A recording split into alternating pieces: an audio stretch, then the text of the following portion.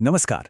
आज हम बात करने वाले हैं भारतीय नागरिक सुरक्षा संहिता यानी बीएनएसएस की एक बहुत ही पावरफुल धारा के बारे में। सेक्शन 442।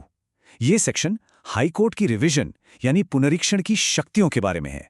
तो चलिए समझते हैं कि ये शक्तियां आखिर हैं क्या और क्यों ये इतनी जरूरी हैं। अच्छा, चलिए एक सवाल से शुरू करते हैं।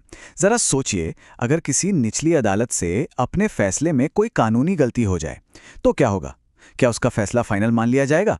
बस इसी सवाल का जवाब हमें मिलता है सेक्शन 442 में। और वो जवाब है पुनरीक्षण या जिसे हम रिवीजन कहते हैं। ये हाई कोर्ट की एक स्पेशल पावर है जिसके तहत वो निचली अदालतों के रिकॉर्ड्स की जांच कर सकता है। और ये जांच 3 पैमानों पर होती है। लीगैलिटी यानी कानूनी शुद्धता, प्रोप्राइटी यानी औचित्य और रेगुलरिटी यानी नियमितता। मतलब हाई कोर्ट बस ये चेक करता है कि फैसला इन 3 पैमानों पर खरा उतरता है या नहीं। तो सवाल ये है कि जब हाईकोर्ट रिवीजन कर रहा होता है तो वो आखिर कर क्या सकता है, उसके हाथ में क्या क्या पावर्स होती हैं। आइए इस पर एक नजर डालते हैं। देखिए, सबसे पहली और सबसे बड़ी बात तो ये है कि रिवीजन में हाई कोर्ट को लगभग एक अपीलीय अदालत जितनी ही शक्तियां मिल जाती हैं। वो सजा को कम कर सकता है, उसे बदल सकता है या फिर उस पर रोक भी लगा सकता है। यहां तक कि जमानत देने का भी अधिकार होता है। और अगर कभी जजों की बेंच में राय बराबर बढ़ जाए तो मामला तीसरे जज को भी भेजा जा सकता है। लेकिन कहानी में एक ट्विस्ट है। इन पावर्स पर कुछ बहुत ही जरूरी लिमिट्स भी लगाई गई हैं। और यहीं पर आते हैं निष्पक्षता के 2 गोल्डन रूल्स। ये नियम एक तरह के सेफ्टी गार्ड की तरह काम करते हैं। ये पक्का करते हैं कि हाईकोर्ट की ये जबरदस्त शक्तियां बेलगाम न हो जाएं और न्याय की प्रक्रिया हमेशा निष्पक्ष बनी रहे। पहला और सबसे बुनियादी नियम है सुनवाई का अधिकार। कानून इस बारे में बिल्कुल साफ है। हाई कोर्ट कोई भी ऐसा आदेश पास नहीं कर सकता जिससे आरोपी को नुकसान हो, जब तक कि उसे अपनी बात कहने का, अपना पक्ष रखने का पूरा मौका न दिया गया हो। यह अनिवार्य है। असल में ये एक बहुत पुराने और जरूरी कानूनी सिद्धांत पर आधारित है जिसे कहते हैं ऑडी अल्ट्रम पार्टिम। इसका सीधा सा मतलब है दूसरे पक्ष को भी सुनो। और यही सिद्धांत तो हमारे न्याय सिस्टम की नींव है। अब आता है दूसरा और शायद सबसे अहम नियम। हाई कोर्ट अपनी रिवीजन की पावर का इस्तेमाल करके किसी ऐसे व्यक्ति को दोषी नहीं ठहरा सकता जिसे निचली अदालत ने बरी कर दिया हो। मतलब बरी के फैसले को सीधे सजा में नहीं बदला जा सकता।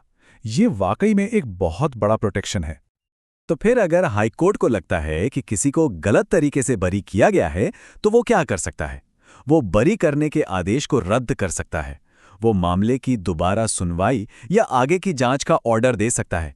लेकिन वो खुद उस व्यक्ति को सजा नहीं सुना सकता। ये काम वापस निचली अदालत को ही करना होगा।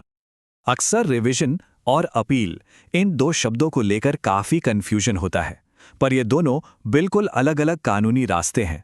तो चलिए इनके बीच का जो फर्क है उसे ठीक से समझते हैं। ये टेबल सारी उलझन दूर कर देगी। देखिए, अपील एक कानूनी अधिकार है जो आपको कानून देता है, जबकि रिवीजन कोर्ट के विवेक पर निर्भर करता है। ये उसकी अपनी पावर है। अपील में आप तथ्यों और कानून दोनों पर बहस कर सकते हैं, लेकिन रिवीजन में फोकस सिर्फ और सिर्फ कानूनी या प्रक्रियात्मक गलतियों पर होता है। और सबसे बड़ा अंतर, अपील में बरी हुए इंसान को सजा हो सकती है, लेकिन रिवीजन में ऐसा बिल्कुल नहीं हो सकता। कानून में एक और बहुत जरूरी बात कही गई है कि रिवीजन को अपील के शॉर्टकट की तरह इस्तेमाल नहीं किया जा सकता।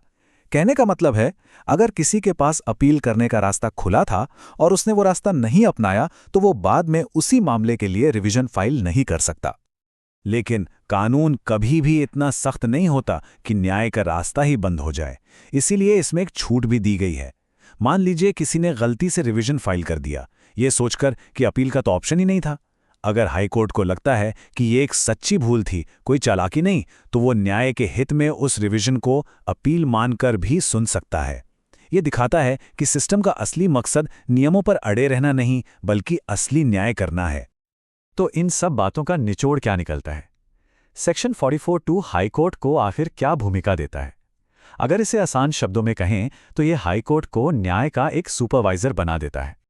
ये एक लाइन पूरी कहानी को बहुत अच्छे से बयां करती है।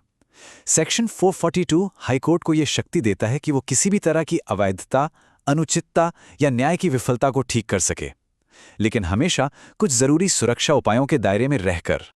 तो अगर इसे एकदम सीधे साधे तरीके से समझना हो तो हाईकोर्ट एक निगरानीकर्ता की तरह है।